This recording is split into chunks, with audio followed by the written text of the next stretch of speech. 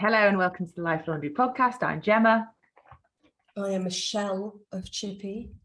Oh. Boys had a sleepover last night. Oh. I put them to bed at... Well, it's just my nephews, and usually it's fine. But we had people over for drinks last night, and then I had a group coaching call to do.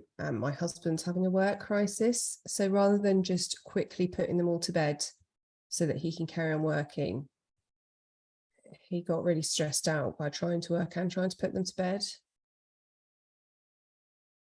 So I came off my call at about 9 and then was like, right, should we go to bed now? So they weren't asleep until 10:30, which is fine, but they were up at 6. It's not terrible, but I need it's cumulative lack of sleep this week will be the death of me. This could be my last ever Life Laundry podcast. Who will you have in to replace me, Gemma? This is random. Jennifer Saunders, obviously. Obviously. She'd be like, I've been waiting for your call. I was watching, you sort of scroll through Netflix and you're like, oh, what shall we watch? And we got on like some sort of police detective crime thing. Jennifer Saunders is in it. What is it? Called The Stranger. I've only done one episode. I haven't. Will I like it? Well, I don't know. She's not. She doesn't look like she's playing a comedic role. No, she's like, multifaceted, Gemma. Yeah, but I didn't like it.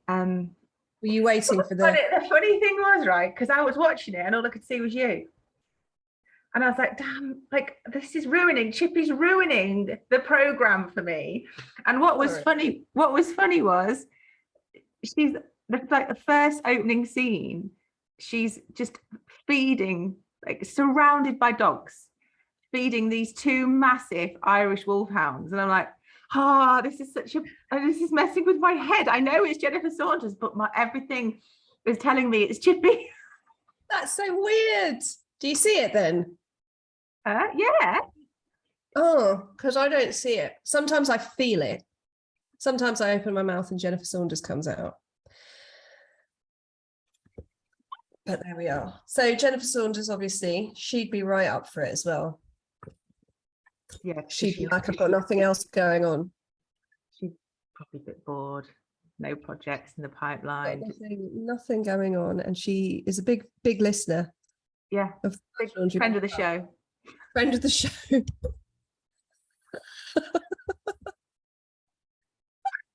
Friend of the show. So she'd be the obvious choice. Who would I get to replace you? Obviously, you're irreplaceable. You are irreplaceable. I think they'd have to be northern. Yeah. I mean, what?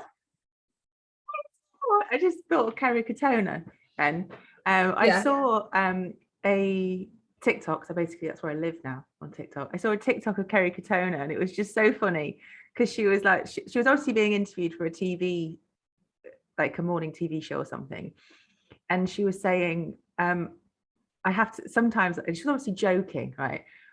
So I have to Google sometimes who my kids' dads are. I have to Google it. And then she went, on Father's Day, can't get a parking space around my house. I just thought it was hilarious. She really made me laugh. Oh, I didn't think she had it in her. I've always had a little bit of a soft spot for her. And then, do you remember when she was in my gym? Oh, I do. And like I walked in, it was a Sunday afternoon in my old gym, and I really liked my old gym because no one ever went because it was a bit like shit. But that suited me because there was no one ever in the gym, whereas the gym I have now is quite swanky and there's loads of people there all the time. Anyway, I walked into the gym and she was just stood there and she just went, gave me this massive smile, and I was like, oh. But you know when like you know someone and you can't work out whether you know them from real life or not, but you know them. So I just went, hiya. like that, thinking, I must know this person. She must come to the gym all the time. I've just obviously had a brain fart. And then it was like 5 minutes later that I realized who it was. And I'm like texting Mike going, Kerry Katona's in the gym. It's like, whatever. Because I see famous people that aren't really famous people everywhere. Yeah. And I'm like trying to like text him surreptitiously. Yeah, she seemed lovely. She seemed very nice. Oh. She really is. I'm going to shut the door behind me because the traffic is really picked up because it knows we're recording. The fans, Gemma. Hang on.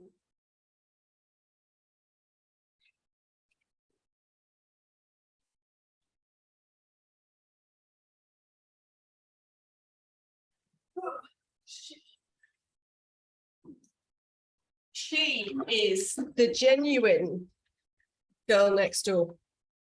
Kerry Katona. Yeah. You're looking at her. Yeah. Yeah. She really is. Yeah, girl next door. It's that sort of girl, the Kerry Katona kind of girl who makes me still really impressed with Victoria Beckham. Oh, look, Kerry Katona admits she regrets getting a free boob job last year. Good. I'll expand on this, Victoria Beckham. Well, because I think with a lot, especially probably not so much now. I don't know what it's like now. I don't know if the laundrettes are aware that I'm not that into popular culture currently. Could all change, who knows? But I feel like Atomic Kitten, Spice Girls, NSYNC, it's probably not more bands. What were the ones? All Saints. You had, it's like, I can visualize it as the springboard in your teen gymnastics class. You remember those? You probably don't have them now. You ran at them, you bounced on them, they made you go a little bit higher, they made a really loud noise. I feel like in the 90s and early noughties, oh, she's making notes. I am, because I want to say something, but I'll never forget it because I am perimenopausal. Carry on. Being in one of those bands was your springboard in life, right? Not many of us got it. Many of us just had to go through life without the springboard. Mm-hmm. If you're in one of those bands, apart from Justin Timberlake, you're probably not the best singer. You probably fit the bill at the time for the look. And I think it's a truth universally acknowledged that Victoria Beckham is not the best singer. And probably Kerry Katona is not the best singer. But what Victoria Beckham has done is she's used that fame. It would have been very easy for her to divorce David Beckham and get into an online slanging match about him having an affair. It would have been really, allegedly, it would have been very easy for her to carry on trying to be a singer because that's what she was doing. And instead, she shut up. She probably made his life hell at home, but she shut up. She stayed married to him. They had another kid. She has a good eye, fashion-wise. I'm sure I've said this before. She went and learnt every aspect of tailoring. She went and sat. She knows how to sew. She went and learnt all of it, so that and I feel like she made good use of the springboard. Whereas Mel B, favourite Spice, Scary Spice, didn't necessarily. Do you know what I mean? She's had some quite bad relationships. She was in a horribly abusive marriage for ages. Yeah. And she kept kind of releasing singles. And that's fine. But I'm always like, Victoria Beckham used that springboard and used it well. Do you know why though? And Emma Bunton was. What? Because she really doubled down on her stereotype that she was given as posh, right? Yeah. Because that none of those names existed, and then that journalist just gave him the names, didn't he? Yeah. Like when he wrote an article right at the beginning. And I don't think, from what I can see, she's actually from, obviously she's not my bestie or anything. I've actually never met the woman. I know that's surprising. Seems so weird. You're in the same circles. But she's always miss her. She's always going out the door and I'm coming in. It's weird. Yeah, but she's always like, when she like does a proper interview, she's actually really funny. She's really funny. I love that one where did the Ali G interview. I can't remember that. Where they've just had their first baby, and Ali G says, when he grows up, do you hope he's going to be a footballer like his dad or a singer like Mariah Carey? And she says, I hope he's either a footballer. I hope when he grows up, he's a footballer like his dad. And I hope when I grow up, I'm a singer like Mariah Carey. And it was so quick. And I was, yeah, she's funny. And but Emma Baby Spice, also successful. Does radio, the dream job, you know, but I just think there's a lot of missed opportunity. And I think Kerry Katona is a very good example of like where it can go wrong in terms of bad decisions, probably bad managing. And that kind of I've written down here. Okay. 90s fashion. Okay. I am alarmed. Right. Do you know when we were growing up? It's really back. Yeah. Right. So when we were growing back up, in London. we were growing up and it was like, oh, it's 60s is in. And like our parents like, oh, I remember when it was in the first time round. Chippy, you do realise that that's now us. We can remember when really low. I just saw a girl. I just dropped Ben off at summer camp. I just saw a girl and she was in the lowest slung cargo pants and a crop top. And I was like, no. Don't go stealing that. We did that. We did that. We did that. It is. And the other day I got on a train back from, I felt really old. Got on the train back from London with Joe. We went to the theatre. It was my highlight of the week a couple of weeks ago. And there was a girl, she was wearing platformy trainers. Do you remember those? I used to have a pair of those.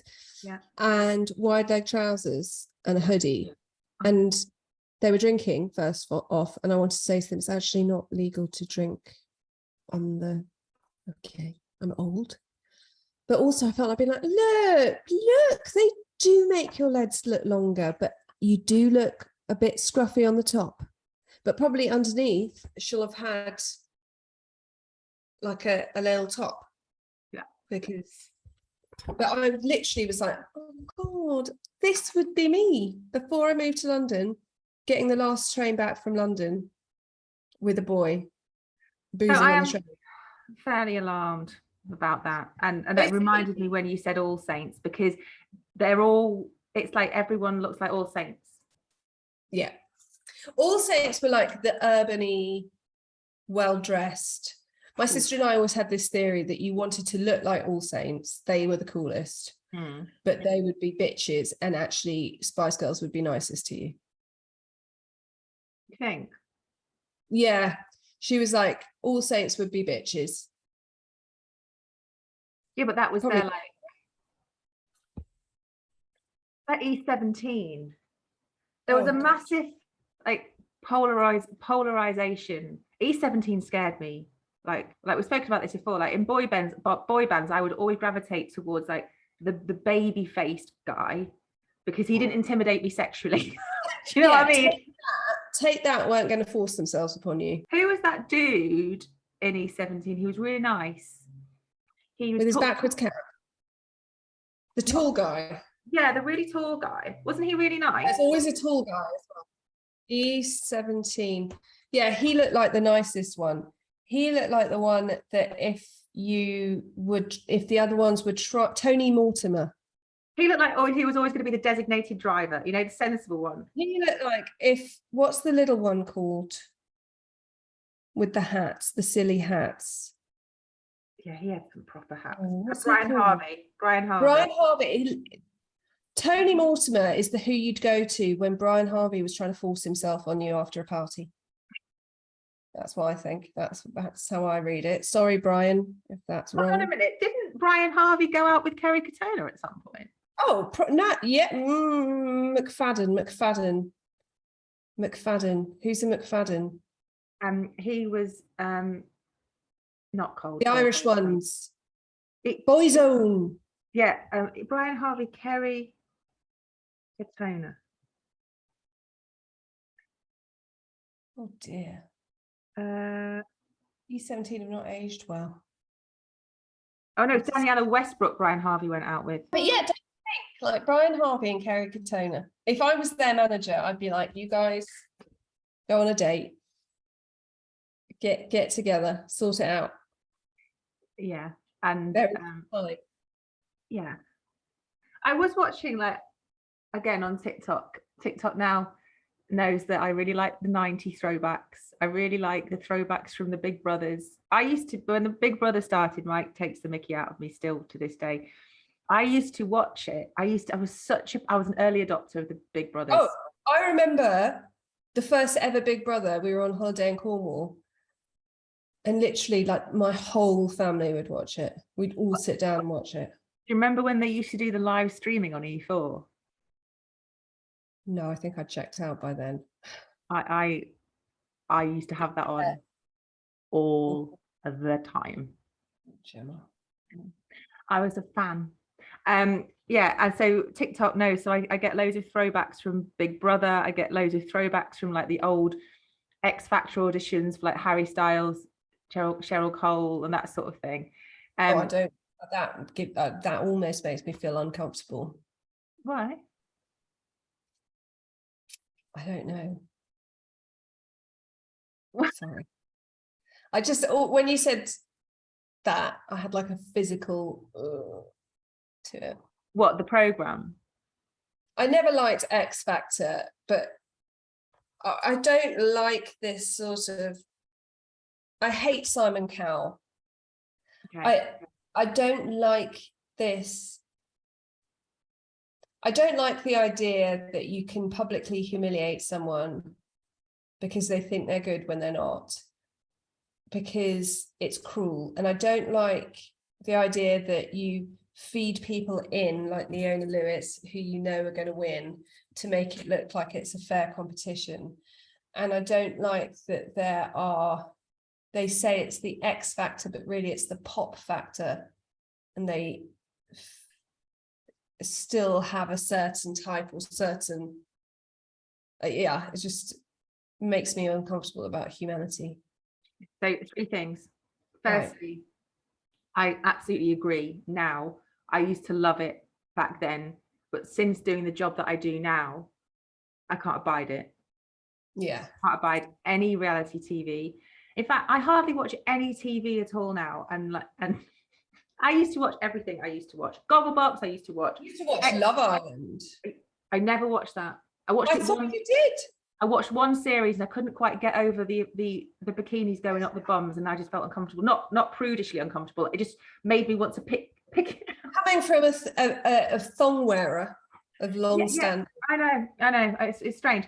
But I now can't abide anything like that where the TV company knows full well that after this series, this season, that person's dropped off that's it, no support for that person. And I have a strict criteria now in my house. I'll only watch telly, and this is going to sound awful, I'll only watch telly if the people on the program are truly talented. And what I mean by that is a proper actress, a proper actor, someone that's like talented. I will not sit and watch mindless TV anymore, when I used to be probably the main consumer of it, because I think I now look at it really cynically, especially like when you see all the trolling that happens to a lot of the Love Island, and it's horrendous, and like Big Brother people and Big Brother's coming back, isn't it? I read somewhere. Oh, I don't. But there was 3 things and I can't remember the other 2. See, I told you if I don't make notes.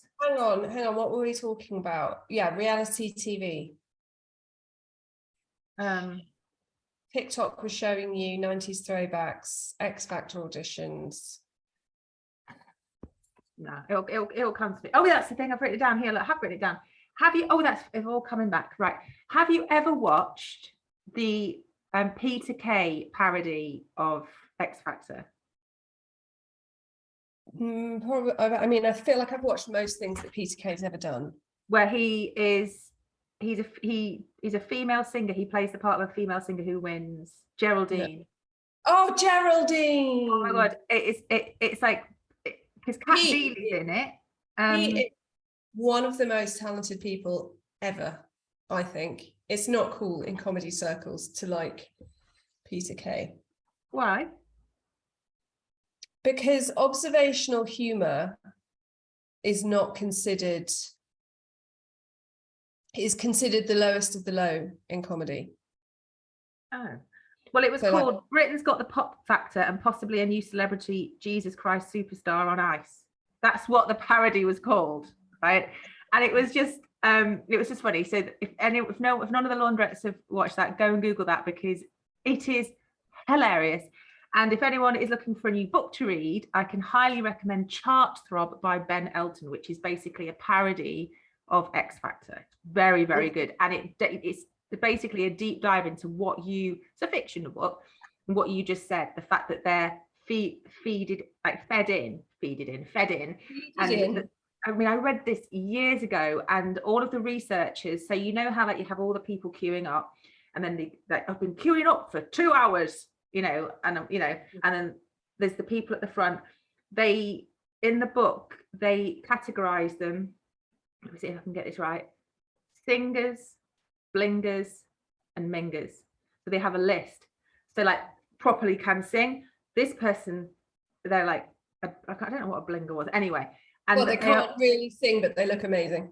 Maybe, I don't know, but it really looks into the dark side of it. It's very, very good book. I like Ben Elton as a writer. He's a good writer. I agree. Yeah, the whole thing makes me uncomfortable, so I don't really watch it. I mostly watch true crime documentaries.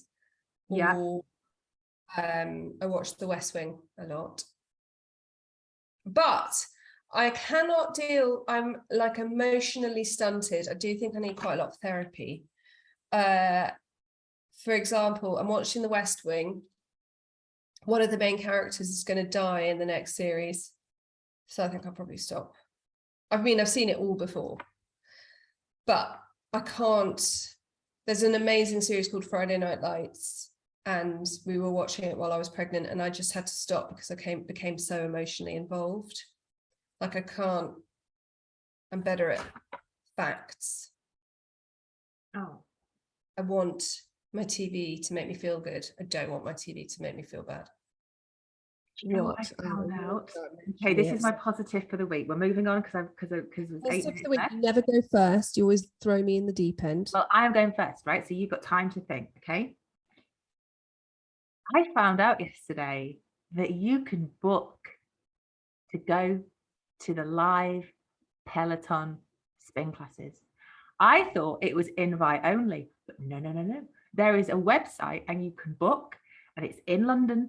It's in Covent Garden, and you can just book it like you wouldn't book any normal spin class. I mean, I didn't understand half of that, but yay. I'm excited. What did you just say? You were silent. I'm very excited. I'm going to book it. Are you going to book it? Yeah. You're going to go into London to do spin? I'm going to go into London. I'm going to try and book a class with Hannah Frankson because she's my favourite of the British ones. If I was going to the New York studio, I'd definitely want one with Cody, but I'm not going to go to New York. I don't love it that much, right? Unless they invite me. I mean, who is with me? Fast forward 6 months and Gemma Bray, I'm going to New York. I love it. I love it that much.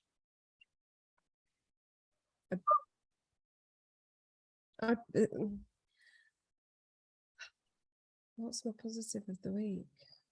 I'm so excited. It's my birthday on Sunday. I know, and I won't forget this year. No, it's not Sunday. Not this year.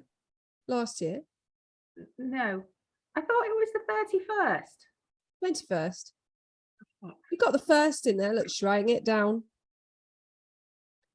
It's on that list. This list, if you die now and Mike comes upstairs in a few weeks to clear your office with Margaret, what will happen is he'll just see this list that will be like Brian 90s, Harvey. Brian Harvey, 21st. Tony Mortimer, Kerry Katona, the end. Spin class, Covent Garden. Right, so what's your positive apart from it's about your birthday on Sunday? Is that not enough of a positive? I'm reading a very good book and it's been a long time since I've read a book that I literally have been like, oh, I need to do the washing up, but I'm going to read a chapter of my book first. It's very old book. Oh my God, this is on the bloody YouTube and I look like something's gone wrong with my face. Mind Hunter. So it was now it says now a Netflix original series. I have no interest in watching a Netflix original series because it's a fictional, it's not a documentary. If this was a documentary, I would watch it, but it's not a documentary, so I'm not going to watch it. So for years, I avoided the book because I was like, but it's by John Douglas, who is one of the first, he is the first FBI profiler. So he could say, if you were murdered in your office, he'd come in and be like, the perpetrator is a ghost. She's a woman, about 40 years old. Name begins with M. Probably likes thumping around on a Thursday. So if you're like me and you've been putting off reading Mindhunter because of the TV show, I literally can't put it down. Okay, so 2 book recommendations on this episode, and I feel they perfectly represent you and me. Mindhunter and Chart Frog by Ben Elton. Yeah. It's got us covered. We should do a reality TV show where you and I get sent to a desert island. Yeah, but you see, I would never watch it because I refuse to watch people that don't have any talent. Yeah, but we wouldn't have to watch it. We'd be in it. It would be ticking all the boxes. You wouldn't have to watch it. I could just read my book by the thing. We'd be cancelled after a month, but that's fine. We'd have had a month on a desert island with my book. All I need, Gemma. And on that note, ladies and gentlemen, we shall speak to you and see you next week. Say goodbye, Chippy.